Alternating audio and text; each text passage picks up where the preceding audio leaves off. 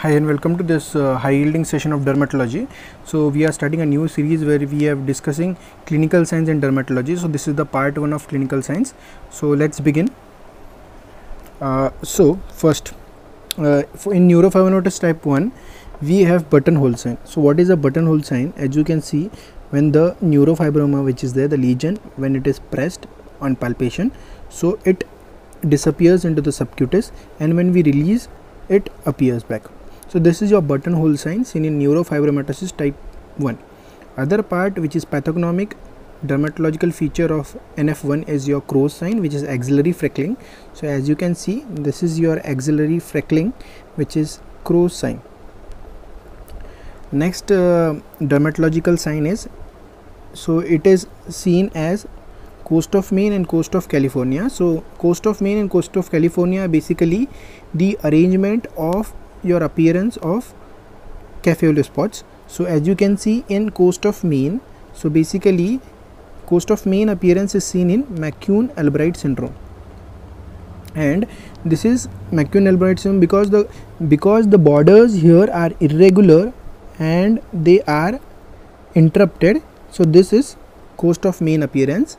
Geographically also it is seen similarly, whereas the coast of California, which is seen in NF1, it is appearance of the cafe spot which have smooth borders. These are smooth borders in your NF1, that is coast of California appearance. So the next part which we are discussing is a very high yield topic, which is Kibner or isomorphic phenomenon. So true Kibner phenomenon is basically what? So true Kibner phenomenon is basically the appearance of similar lesions followed by trauma. So as you can see in the image, so these lesions, isomorphic lesions, are formed after there is trauma to the normal skin, and this is seen in immune mediated conditions which include psoriasis, vitiligo, lichen planus, lichen nitidus. And pseudo Kibner's phenomenon is basically seen in infectious diseases, and it is due to auto inoculation of the viral component or the infectious component, and seen in viral warts or molluscum contagiosum. So reverse Kibner is basically that the area of psoriasis clears and heals following trauma. So usually in true Kibner, there was appearance of lesions on the normal skin after trauma, and now there is healing or clearing of the lesions of psoriasis following trauma, which is seen in psoriasis. The other point is remote reverse. So remote means away, and reverse is similar. Like, so we have seen that there is spontaneous repigmentation of vitiligo patches distant from the autologous skin graft site or site of trauma. So distant to the site of trauma, we have spontaneous repigmentation, that is healing of your vitiligo lesions seen in vitiligo. The next topic we are discussing is Darier's and pseudo Darier's sign.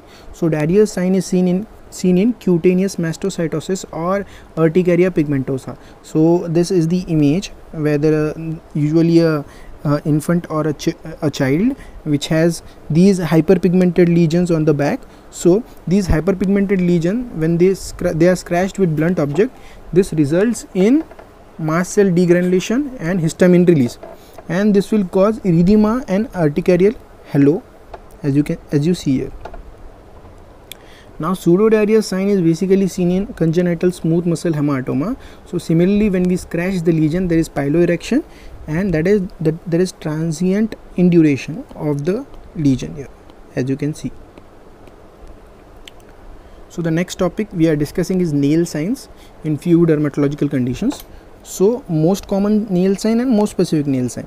So the most common nail sign in psoriasis is nail pitting, which is coarse and irregular, whereas most common nail sign in lichen planus is nail thinning, whereas in alopecia areata the nail sign is geometrical nail pitting, which is a superficial regular fine pits, as you can see here, superficial regular fine pits. This is a Neetpg repeat question about alopecia areata and geometrical nail pitting.